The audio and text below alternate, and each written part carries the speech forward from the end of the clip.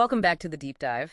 We are continuing our journey through Anubhav Srivastava's book, How to Cope with the Brutal World. It's quite the exploration, covering it bit by bit, kind of like a really insightful series. Exactly. And today we're hitting on something, well, profound, but maybe overlooked. Anubhav puts it bluntly. You cannot sustain what you don't enjoy. Oh, wow. Okay. Yeah, it flies right in the face of all that push harder, no pain, no gain stuff we always hear. It's sort of a key to understanding why so many of us just feel burnt out. That really challenges conventional wisdom, doesn't it? Especially when you think about how much we're told to, just grit our teeth and bear it. Anubhav tackles this right away, doesn't he? With that old Indian proverb. He does, the one about practicing extremely hard, being super dedicated, and how even the fool can become wise. Right. Just like a rope used to pull buckets of water can over time, erode even the stone of the well. It sounds inspiring on the surface. It does. But then Anubhav comes in with this killer counter question. It's sharp, kind of funny too. He asks, all good and well, but did anyone consider that in the process of eroding the stone, the rope itself is torn apart to shreds? Oof. That hits differently. Doesn't it? It's such a vivid image. It makes you stop and think about the cost, the self-destruction maybe, in that relentless, joyless effort. Yeah. We focus on the result, the eroded stone, but forget about the tool, the rope, us. That completely reframes sacrifice, yeah. It's not just about achieving the goal, but how you get there.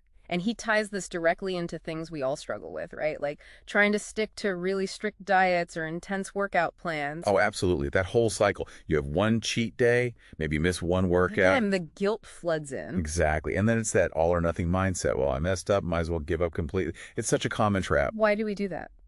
Well, Anubhav gets really personal here, which I think helps. He shares his own story, how he used to push for these perfect, super intense workouts. Then what happened? Burnout, basically. Physical burnout. Injuries kept popping up.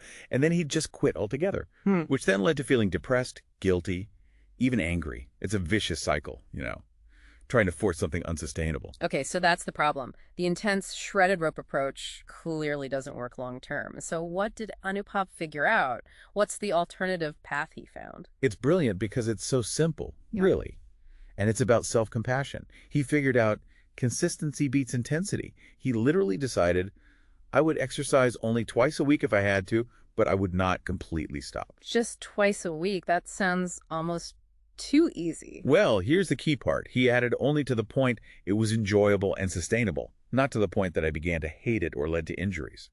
See the difference? Oh, okay. So the enjoyment, the sustainability, that's the non-negotiable part, not the intensity or the frequency necessarily. Precisely. It's about preserving yourself your rope so you can keep going long term instead of shredding it in a short burst. Which brings us to another pretty radical thing Anubhav says, challenging all those motivational gurus out there. He claims, contrary to the motivational guys, constantly relying on willpower is not sustainable. Yeah, that's a big one. You either enjoy something or you don't. It sounds so simple, but it goes against so much advice. It really does. And it connects to, remember when we talked about him ditching strict schedules? That whole goodbye Benny boy thing. Yes. Getting rid of rigid timetables. It's the same principle. It's not about being lazy. It's about finding a way to engage with things that doesn't require constant draining willpower, because that fuel tank runs empty eventually. You need something more intrinsic.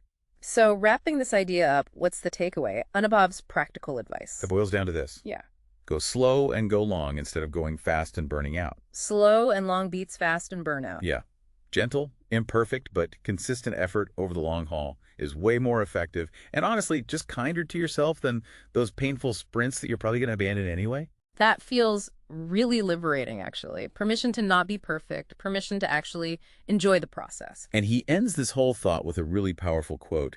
It's from an ancient Indian text, the Ashtavakra Gita. What does it say? It asks, for how many lifetimes have you done hard and painful labor with body, mind, and speech? It is time to stop. Wow. It is time to stop. That's heavy. It makes you really think about where we pour our energy, doesn't it? It does. It's an invitation to pause and reconsider the cost of all that hard and painful labor. Anubhav Srivastava really gives us so much to chew on here. It's not just advice. It feels like permission to live a bit differently, maybe more sustainably.